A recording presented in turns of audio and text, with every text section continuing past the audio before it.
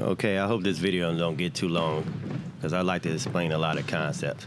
All right, these first two jabs. He jabbed from our position 2 from the front foot. We have two positions that we like to operate from, front foot and the back foot. Our back foot position is the more traditional boxing stance, like Shakur Stevenson. He fights off his back foot. And then you have your front foot position, like Oscar De La Hoya, who fights off his front foot. We jab both off the front foot and the back foot for different reasons. You see, Zach is on his front foot. You see, he blocks a little bit. He blocks a little bit just in case a punch is coming, and he's gonna boom, power his jab in. Now, we like this jab because we need to figure out if this opponent is going to be a counter puncher or not. If you jab from your back foot to the front foot, you can more easily get countered by a person with good timing. So remember, boxing is the manipulation of distance and timing to control the fight. Boxing is the manipulation of distance and timing to control the fight. To put it a little bit more simpler, you see how he's on the front foot again. Boxing is the manipulation of distance and timing to safely land your punches. There you go. Good feint. That's controlling timing. His footwork controls distance. So essentially, your footwork, your feet controls your distance, and your rhythm controls your timing.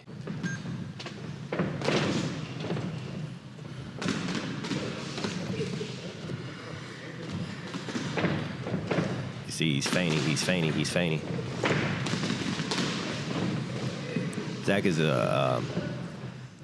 he throws a lot of power shots for an amateur. I'm sorry, Zach throws a lot of body shots for an amateur. Good feint, boom. He's jabbing off the front foot. Body.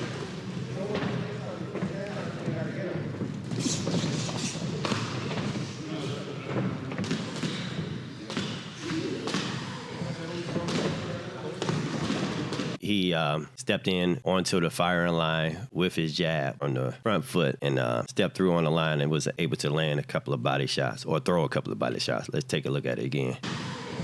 You see, he faked on the front foot to kind of throw off the opponent's timing, and he was able to fake and fire. Stepped in, body. The elbow kind of drove that next punch low, so that's what happened.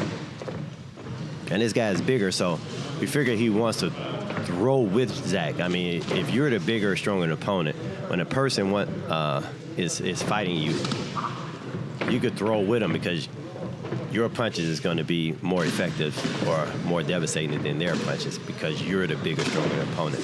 So as the smaller opponent, Zach has to throw off his timing, his opponent's timing, the bigger opponent's timing. Let's look at this. So still, you can't get dominated on the line. So you got to be able to earn your respect. This is what Zach did to earn his respect. All right. He's trying. Zach is holding his ground. He shot in. You see how when he shot in, he blocked and he's using the force of his body weight to drive his jab home. Let's look at that. You don't do that often because as Pacquiao's seen, you get knocked out. You have to feint. You must feint. You gotta disrupt your opponent's timing. In order to disrupt your opponent's timing, you gotta feint.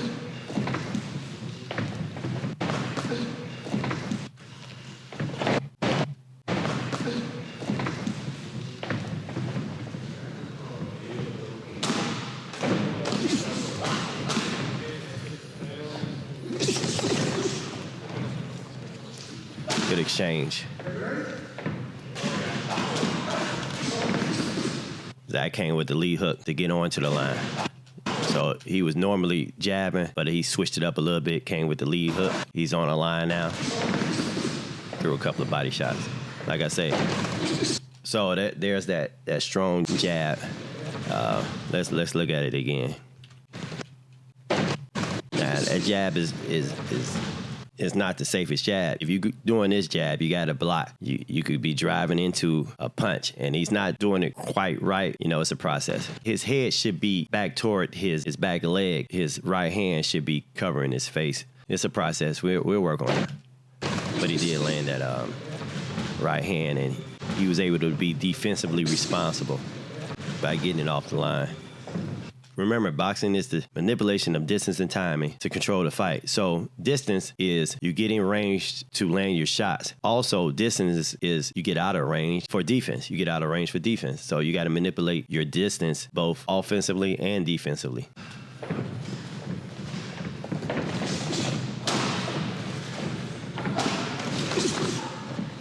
So Zach did something else. He came with a lead right hand. Zach fights behind a jab. So you need to switch it up sometimes. You need to come with your lead left hook. You need to throw your body jab. You need to throw a lead right hand just to switch it up. You want to subvert expectations. If you throw a lot of jabs, your opponent is going to be expecting your jab. So you want to sometimes subvert expectations. So instead of a jab, you'll throw a lead hook. You'll throw a jab to the body or maybe a lead right hand. Boom, he threw a lead right hand and caught him with the left hook.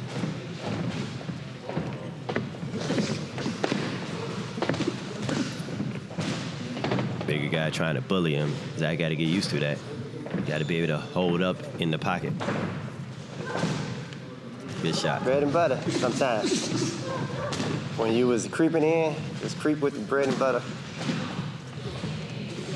Y'all disrupt that. There it is again, the lead right hand. Trying to land the left hook. You throw the lead right hand and land the left hook. All right, round 2. Let's get to it. All right. Working the jabs.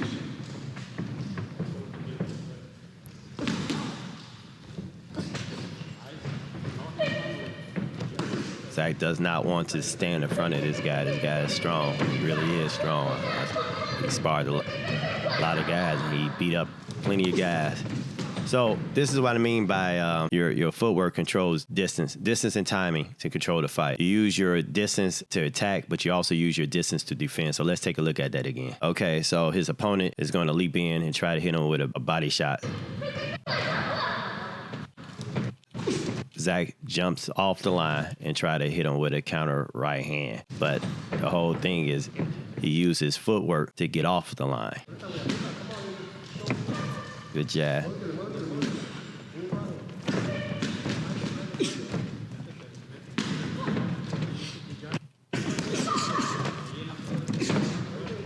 The opponent is trying to throw with Zach now, which is a good strategy. You know, if you're the bigger guy, you throw with the smaller guy. So this is what I mean by subverting expectations. So Zach, like I say, fights behind his jab.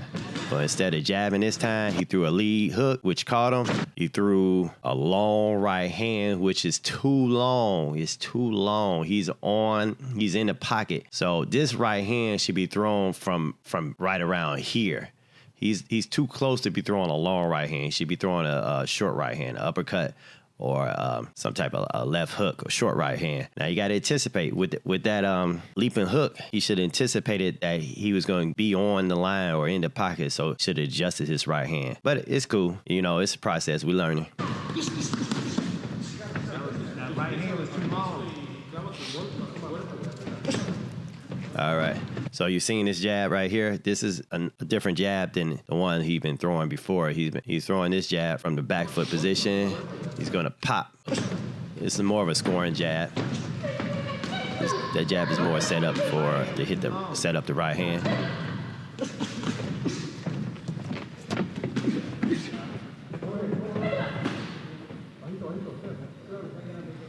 Zach is using this rhythm.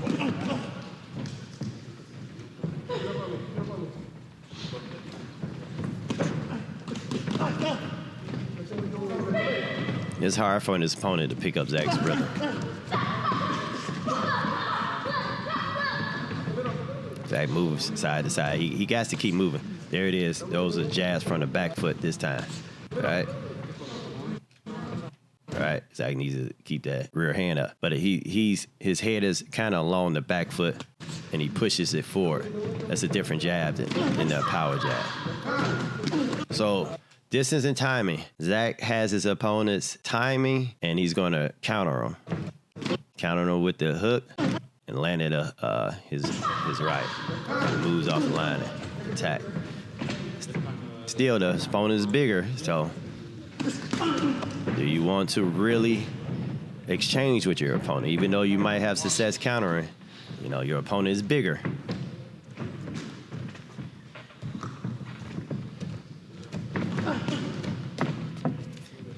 Zach feints, trying to disrupt distance.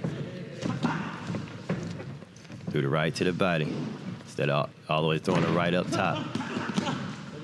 He landed the right to the body, then he came back with the right up top. So let's see that again. Right to the body. Now he's going to try to throw it right up top.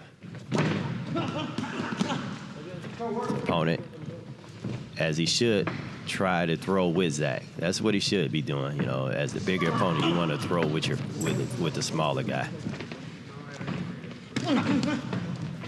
Zach with the check hook.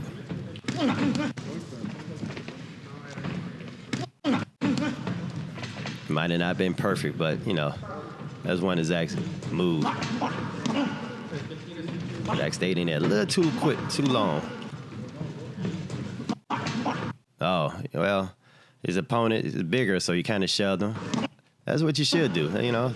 If you're the bigger guy, you need the roughhouse.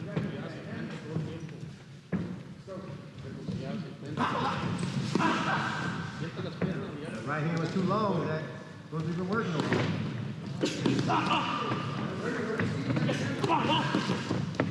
Opponent throwing good shots, good work, good body shots, good work. Nice slip, nice shot. I got it back, but the opponent, you know, he's a bigger dude. He's a bigger dude.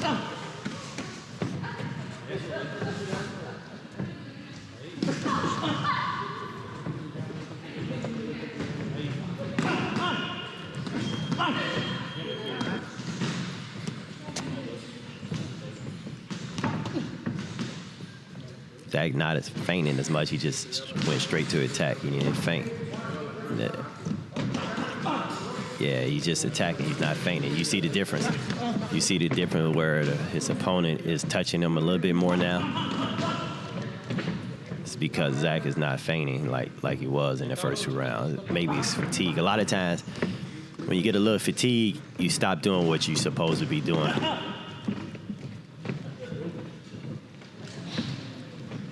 Zach with his rhythm. There is a feint right there.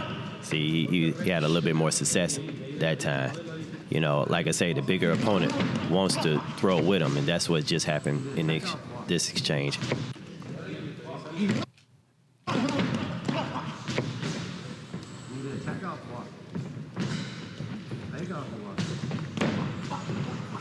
Zach threw a naked uppercut, which is silly. You know, you're always a work in progress. I don't care what level of fighter you are and where you're at. You could be the undisputed champion. You always got something to work on, but this is silly. He threw a jab, set it up, and threw a long-ass uppercut. You know, that's a recipe for disaster. That left hook, you could see clearly that left hook is there to crack him. He was lucky in that regard, but he's not gonna make that mistake anymore. You could get lucky, but you don't wanna rely on luck. You definitely do not want to rely on luck to win a fight.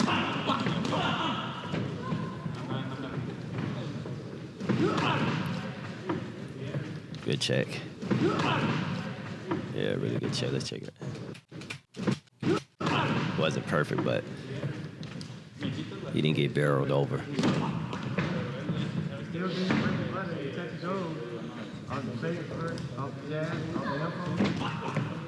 Lead right hand to the left.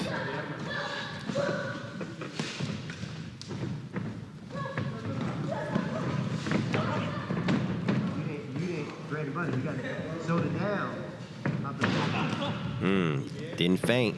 He used his foot, but you gotta disrupt your opponent. Timing. Whoa, that was bad. You know, they both got hit, but Zach is the smaller guy. And, you know, his opponent's the bigger, stronger guy, so you don't want to get hit. His opponent pulled to the right to throw his counter right. It's a good move by his opponent. Zach's head is forward. His head should be toward his rear leg, not his forward leg. That's something we have to work on. That's definitely a work in progress. And and he got hit. Oh, let's watch that again. His opponent pulled, cracked him really good, really good. That was probably his opponent's best shot of the fight, or of the sparring match. Even though they both landed hooks, you don't want to take shots like that. But this is why we're doing this study, is to clean up mistakes, hopefully. He learns. That's a nice combo. Let's see. That touch with the jab. Now, in this instance, he was a little bit closer, threw his right uppercut, came back with the hook, went up under the return fire, and jabbed out.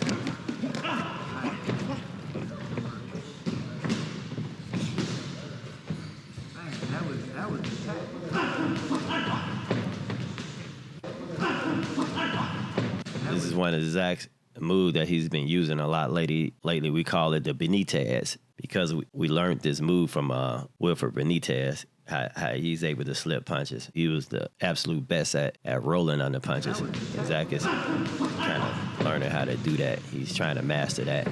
I mean, if you could roll under Sugar Ray Leonard's punches, or Tommy Hearns, or Roberto Duran, we need to take a look and figure out how to do it ourselves.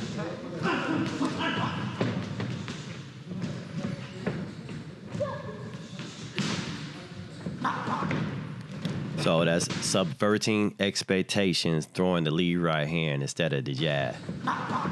He was able to touch him with his left.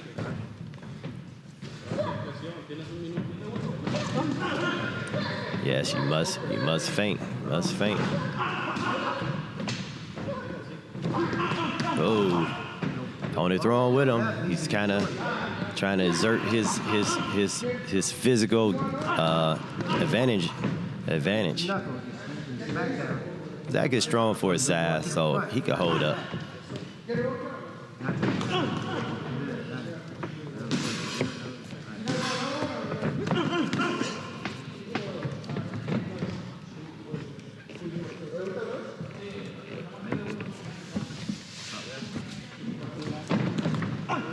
So there's the jab to the body. Another subversion of expectation. Instead of throwing a jab up top that he feinted just a second earlier, threw the spear jab to the body and got off the line.